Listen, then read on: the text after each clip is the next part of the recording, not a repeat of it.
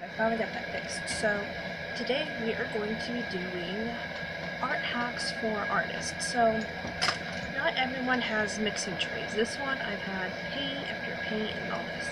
So one thing you can do instead of using like a paint tray like this, you can definitely use these if you wanted to. These are actually what you would put Easter eggs on, but I found out they're just the right size for putting a little bit of paint and water when you're mixing. I'd highly recommend that. So I don't know about you, but drawing circles has always been a hardest thing for me. Always. So this is from a subscription box I used to have, and it is supposedly this is for how many servings you want to make for like spaghetti. But what I found out this thing does extremely good job is making perfectly round circles. So if you're thinking about something that you want to add circles in and stuff, this would be the next best thing. If you want to draw a perfectly good circle, that is. Another hack. To fill up, this was just used to be like an old perfume bottle, is to fill it up with water, and then say you wanted to wet your paper. You could do that. It'll give you enough water to where you can wet your page to, here, let me get some paint, and it will wet your paper enough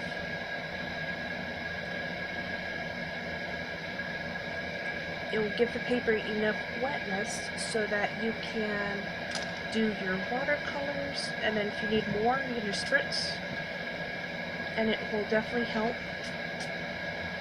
so that you can spread the water around.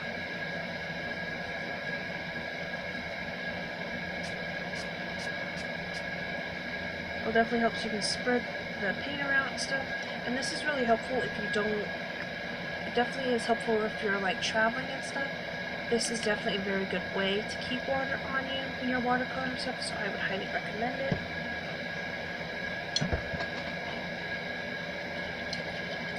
Sorry guys, I'm just rinsing out my brush.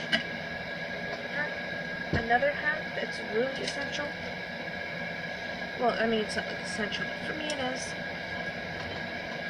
is to reuse the old water bottles that you have and to fill them up with water, so whenever you need to wash out your paint brushes or you need it for when you're watercoloring, it definitely helps so that you don't have to always get your water, and it definitely helps out a lot that way.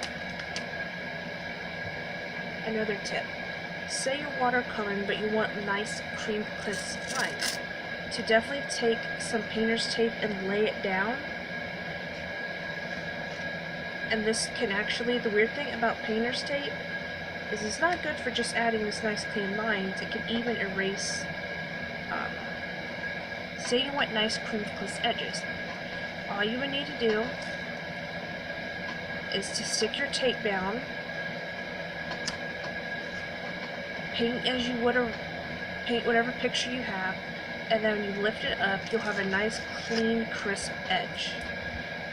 So if you want that nice, clean, crisp edge that you may be seeing like other videos and stuff, I would highly recommend doing that because it definitely helps keep a nice crisp, nice, it makes it really nice looking, so I would highly recommend that. The second tip is for especially, here, I normally keep my pens underneath here, so sorry.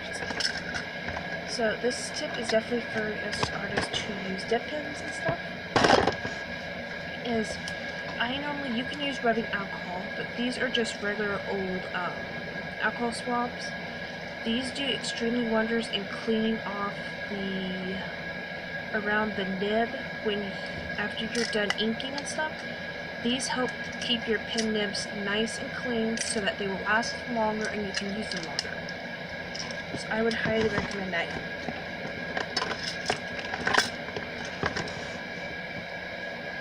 Another tip I would highly recommend is to make sure to check out the paper. Like this one doesn't have what grade the paper is. I just normally took a page from the old magazine that I had. But to definitely check and see, because not all paper is for watercoloring. Like this is the Carson's Mixed Media.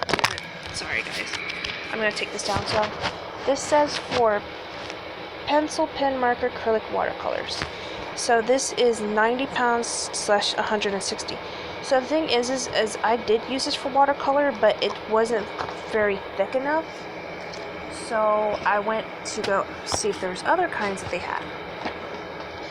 And I found out that this one, the 140 pounds, or the 3G, definitely helped out more. It's definitely a lot thicker than most paper. I don't know if you see that thickness.